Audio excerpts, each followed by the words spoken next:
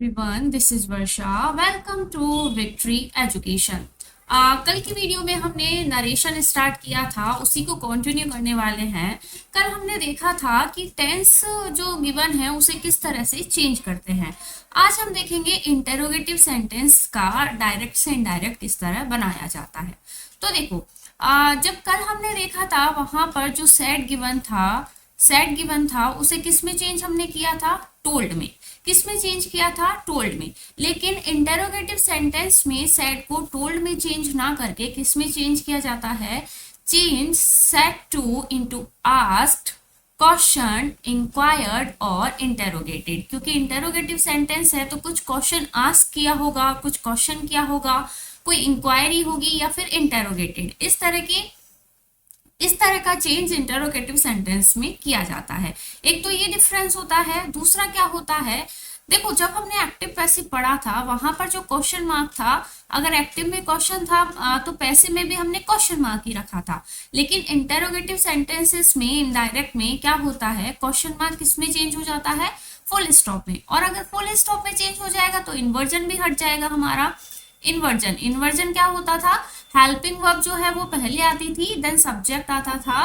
तो अगर हम नॉर्मल सेंटेंस बनाएंगे फुल स्टॉप लगा के तो सब्जेक्ट पहले आएगा एंड वर्ब बाद में आएगी। लेकिन इंटरोगेटिव सेंटेंसेस में इन्वर्जन लगता था, वहां पर हेल्पिंग वर्ब पहले आती थी, देन सब्जेक्ट आता था।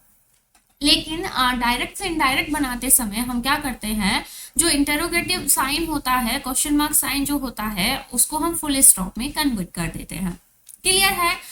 और क्या देखना है, देखो इंटरोगेटिव सेंटेंस जो होते हैं उनका स्टार्ट या तो आप WH वर्ड से भी कर सकते हो, WH वर्ड से भी इंटरोगेटिव सेंटेंसेस की स्टार्टिंग हो सकती है, या फिर helping verb do, does, did, has, have, had, इन सब से भी हमारे जो इंटरोगेटिव सेंटेंस है वो स्टार्ट हो सकते हैं। तो इनका दो तरीका होता है। अगर WH वर्ड से ही सेंटेंस स्टार्ट है तब वहां पर हम कोई भी कंजंक्शन का यूज नहीं करते हैं, क्योंकि जो WH वर्ड होते हैं वही कंजंक्शन वहां पर का काम करते हैं। लेकिन अगर सेंटेंस की शुरुआत होती है do, does, did, helping verb से, तब वहां पर कंजंक्शन या तो इफ लगाते हैं या फिर वेदर लगाया जाता है। क्लियर है? इतना क्लियर हुआ? तो वही यहाँ पर लिखा हुआ है, don't use that before WH family. WH family से पहले दैट वर्ड का यूज नहीं होता है in interrogative sentence in indirect form. Starting with WH word, starting with helping verb और एनी अदर वर्ड। अगर हेल्पिंग वर्ब या और किसी वर्ड से स्टार्ट है तब क्या करते हैं, if the sentence do not start with WH word then in this case we use conjunction if और वेदर। अगर WH वर्ड से वो स्टार्ट नहीं है तब हम कंजंक्शन क्या यूज करेंगे? इफ या वेदर।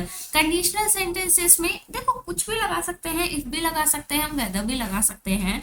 लेकिन अगर सेंटेंस कंडीशनल हो तो वहां पर इफ लगाना ज्यादा सही होता है। क्लियर? अब वन बाय वन करके क्वेश्चंस हम देखते हैं।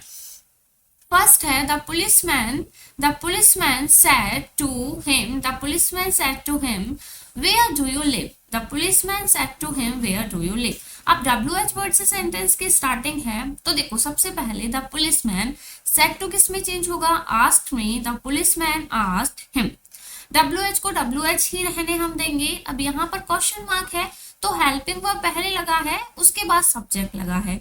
लेकिन जब हम इनडायरेक्ट बनाएंगे तो ये सारे इन्वर्टेड कॉमास भी हट जाते हैं, फुल स्टॉप यहाँ पर आएगा। तो क्या होगा, सब्जेक्ट पहले आएगा वो बाद में आएगी। तो यू हमारा कैसा है? सेकंड पर्सन है। सेकंड पर्सन के लिए हम किसके पास जाते हैं? ऑब्जेक्ट के पास। ऑब्जेक्ट क्या है? हिम। तो इसका सब्जेक्टिव केस क्या लेंगे हम? ही। अब देखो डू, डस और ये सब अगर सेंटेंस में गिवन होते हैं, डू डस सेंटेंस में गिवन होते हैं तो ये सिंपल प्रेजेंट टेंस है। सिंपल प्रेजेंट टेंस को किस में कन्वर्ट करते हैं? सिंपल पास्ट टेंस में। सिंपल पास्ट टेंस में। अब देखो यहाँ पर तो हमारा सेंटेंस इंटरोगेटिव था इसलिए हमने डू डस का यूज किया। लेकिन यहाँ पर फुल स्टॉप आ गया तो फुल स्टॉप आ गया तो ना ही सेंटेंस नेगेटिव है ना ही इंटरोगेटिव है, ना ही सेंटेंस नेगेटिव है ना ही इंटरोगेटिव है, तो डिड का यूज तो नहीं होगा। तो सिंपली हम क्या लगाएंगे? वर्ब का B2 फॉर्म लगा देंगे। तो वेयर ही लिव, इस तरह यहाँ पर ये बना है। क्लियर हुआ? सेकंड देखते हैं, he said to me what are you doing. He said to me what are you doing. He asked me, यहां तक तो किसी को कोई प्रॉब्लम नहीं होगा। ही आस्क्ड मी व्हाट हम लगाएंगे, यू सेकंड पर्सन है, बी के पास जाएंगे, बी का सब्जेक्टिव केस होगा आई। इज एम आर लगा हो और आईएनजी लगा हो तो वो किस में चेंज होता है, वॉज वर और आईएनजी में, वॉज वर एंड आईएनजी में। आई के साथ हम क्या लगाएंगे, वॉज डूइंग। क्लियर। नेक्स्ट है he said to his friend, he said to his friend will you help me, he said to his friend will you help me। देखो he said to किस में चेंज होगा, ask में, his friend का his friend ही रहेगा। अब यहाँ पर WH फैमिली नहीं है, क्या गिवन है, will गिवन है। will किस में चेंज होता है, would में चेंज होता है। क्लियर, will would में चेंज होता है। अब देखो तो यहाँ पर कंजंक्शन क्या लगेगा, if लगेगा। if you किसके पास जाएगा, his friend के लिए हम क्या लगाएंगे, he, क्या लगाएंगे, ही, क्योंकि हिज फ्रेंड के लिए ही लगाना सही होगा, सब्जेक्टिव केस क्या होगा, ही, तो यहाँ पर आएगा ही। इफ ही, विल किस में चेंज होगा, वुड में। If he would help me, क्या है, फर्स्ट पर्सन है, फर्स्ट पर्सन के लिए सब्जेक्ट के पास जाते हैं। मी हमारा ऑब्जेक्टिव केस है, तो ही का ऑब्जेक्टिव केस भी क्या होगा, हिम, तो क्या बनेगा, if he would help him. Clear. Next देखते हैं, the villager said, will you listen to such a man? The villager said, will you listen to such a man? The villager said को किस में change करेंगे, ask में। will से starting है तो will के लिए देखो WH फैमिली नहीं है तो यहाँ पर कंजंक्शन हम if लगाएंगे। The villager asked if, अब यू क्या है हमारा, सेकंड पर्सन है, सेकंड पर्सन के लिए हम ऑब्जेक्ट के पास जाते हैं। लेकिन हमने पहले भी पढ़ा था अगर ऑब्जेक्ट नहीं गिवन है तो हम किसको मानते हैं, आई को, तो क्या लगा देंगे हम, I. If I would listen to such a man. Clear and full stop. He said Ravi, अब देखो इस रवि को क्या किया है, रिपोर्टेड स्पीच में दे दिया है। रिपोर्टिंग वर्ब वाला पार्ट था लेकिन रिपोर्टेड स्पीच में दे दिया है तो भी कोई प्रॉब्लम नहीं है।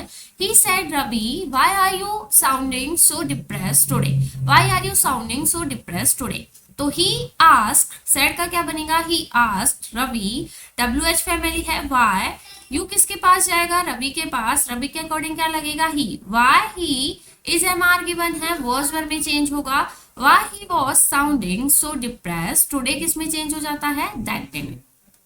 क्लियर है। नेक्स्ट देखते हैं, एक और एग्जाम्पल गिवन है, What are you doing here? She asked me. What are you doing here? She asked me. जो रिपोर्टिंग वर्ब वाला पार्ट है उसको बाद में ले लिया है तो इसका क्या बनेगा, she asked me।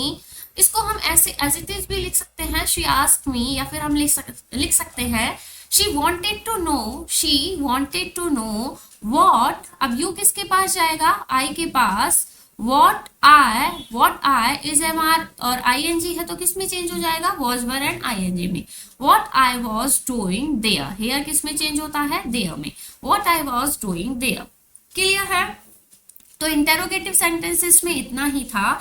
नेक्स्ट हम देखते हैं इम्पेरेटिव सेंटेंस। इम्पेरेटिव सेंटेंस का क्या मतलब होता है, आदेशात्मक, मतलब यदि आपको कोई ऑर्डर गिवन हो, रिक्वेस्ट हो या फिर कोई सजेशन हो तो इस तरह के सेंटेंस क्या कहलाते हैं, इम्पेरेटिव सेंटेंस कहलाते हैं।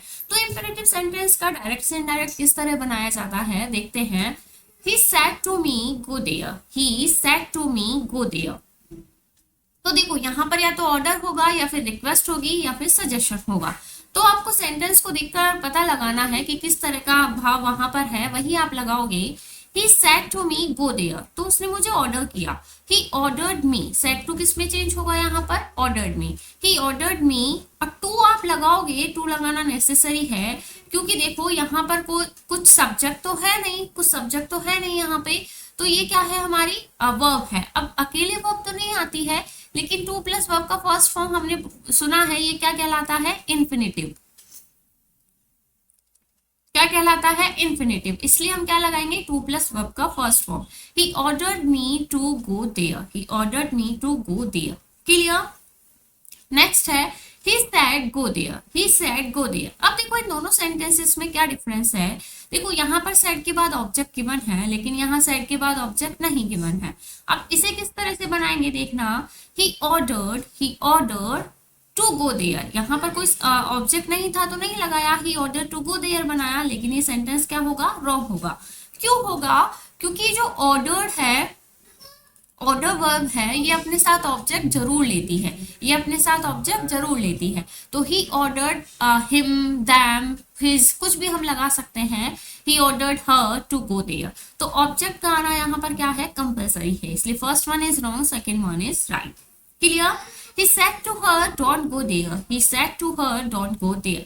He ordered her. He ordered her. अब देखो टू प्लस वर्ब के फर्स्ट फॉर्म को हम स्प्लिट नहीं करते हैं, मतलब उसको अलग अलग नहीं करेंगे, तो नेगेटिव सेंटेंस से नेगेटिव ही बनाएंगे। He ordered her, नॉट को पहले लगा देंगे and then to go there. He ordered her not to go there. अगर हमने इस तरह बनाया तो भी करेक्ट है, लेकिन अगर हम ऑर्डर्ड की जगह क्या लगा दे, फोरबिड। फोरबिड का मतलब ही क्या होता है, फोरबिड में ही क्या छुपा होता है, नेगेटिव सेंस होता है, ये नेगेटिव वर्ड ही होता है, इसलिए इसके बाद नॉट नहीं लगाएंगे। He forbade her to go there. Clear है। नेक्स्ट देखते हैं, he said to them don't make a noise. He said to them don't make a noise. He told या फिर he asked, ask का मतलब एक तो पूछना भी होता है और एक कहना भी होता है, ठीक है, दोनों ही सेंस होते हैं। He asked them, वैसे तो told आना चाहिए था, लेकिन इस सेंटेंस में क्या है, He told them not to make a noise, तो ये भी हमारा सही है, ये सेंटेंस भी हमारा सही है। टोल्ड भी हम लगा सकते हैं, आस्क भी हम लगा सकते हैं। He asked them not to make a noise, not to make a noise। देखो ये टोल्ड वाले सेंटेंस में क्या था, ए नहीं गिवन था, इसलिए सेंटेंस को रॉन्ग किया गया था। अगर हम यहाँ पर ए लगा दे, अ लगा दे, तो सेंटेंस क्या होगा, करेक्ट होगा। क्लियर। नेक्स्ट पर मूव करते हैं, नेक्स्ट पर मूव करते हैं। क्या है next question, my mother said please go to shop, please go to shop. अब प्लीज है तो रिक्वेस्ट की होगी, माई मदर रिक्वेस्टेड मी, अब रिक्वेस्ट भी अपने साथ ऑब्जेक्ट लेगा। My mother requested me to go to, to हमने लगाया है, देन टू गो, देखो ये इस वर्ब के साथ हमें टू लगाना है, to go to the shop, और ये वाला टू ये सेम है, to go to the shop. Clear. Mohan said to his friend let me go home now. अब देखो लेट से स्टार्ट होने वाले सेंटेंस को दो तरह से बनाया जा सकता है, लेट का लेट भी हम रख सकते हैं, या फिर हम किस तरह से बनाएंगे हम देखते हैं। Mohan requested his friend to let, me किसके अकॉर्डिंग चेंज होगा, मोहन के अकॉर्डिंग, ऑब्जेक्टिव है तो ही का ऑब्जेक्टिव होगा him, to let him go home then, now का क्या होता है then, to let him go home then. Clear. And Mohan requested his friend, that conjunction अगर हमने लगाया है तो क्या बनेगा, देखो इन सारे सेंटेंस में कंजंक्शन क्यों नहीं लगा था, कंजंक्शन क्यों नहीं लगा था, कंजंक्शन क्या होता है तो सेंटेंसेस को जोड़ता है, लेकिन इस जो सेकंड वाला सेंटेंस है यहाँ पर हमारे पास सब्जेक्ट ही नहीं है, सब्जेक्ट ही नहीं है, तो इसलिए हम कंजंक्शन को नहीं लगाते हैं। लेकिन हमने यहाँ पर, हमें यहाँ पर सब्जेक्ट मिला है, क्या मिला है, ही, क्या मिला है, ही। तो देखो Mohan requested his friend that he might be allowed to go home then, he might be allowed to go home then। Clear है। तो इसलिए यहाँ पर हमने कंजंक्शन का यूज किया है, इस वाले सेंटेंस में और किसी में भी कंजंक्शन का यूज नहीं हुआ है, क्योंकि हमारे पास क्या नहीं है, सब्जेक्ट नहीं है। क्लियर। नेक्स्ट देखो, I said to him let us go to the river for swimming. I said to him, तो आई प्रपोज टू हिम, मैंने उसे भी कहा था, I propose him that we should go to the river for swimming. To let से भी बन सकता है, या फिर we should go to the river for swimming, इस तरह भी हम इसको बना सकते हैं। क्लियर है। नेक्स्ट हम देखेंगे एक्सक्लेमेटरी सेंटेंसेस। एक्सक्लेमेटरी सेंटेंसेस क्या होता है, जहां पर सडन फीलिंग, सरप्राइज, सोरो, हैप्पीनेस, ये सब होता है, वो हम नेक्स्ट वीडियो में देखेंगे। अभी आपका एक्सक्लेमेटरी एंड एक और बचा हुआ है इम्पेरेटिव। इम्पेरेटिव हमने कर लिया, ऑप्टेटिव बचा हुआ है। इम्पेरेटिव तो हमने इससे पहले किया था, इम्पेरेटिव सेंटेंस आदेशात्मक वाक्य हमने कर लिए हैं। नेक्स्ट हम देखेंगे एक्सक्लेमेटरी एंड ऑप्टेटिव सेंटेंस का डायरेक्ट से इनडायरेक्ट किस तरह से बनाया जाता है, वो हम देखेंगे नेक्स्ट वीडियो में। आई होप आपको वीडियो पसंद आया होगा। वीडियो पसंद आया हो तो वीडियो को लाइक, और अगर आप हमारे चैनल पर नए हैं तो चैनल को सब्सक्राइब करना ना भूलें। Till then, thank you, bye bye.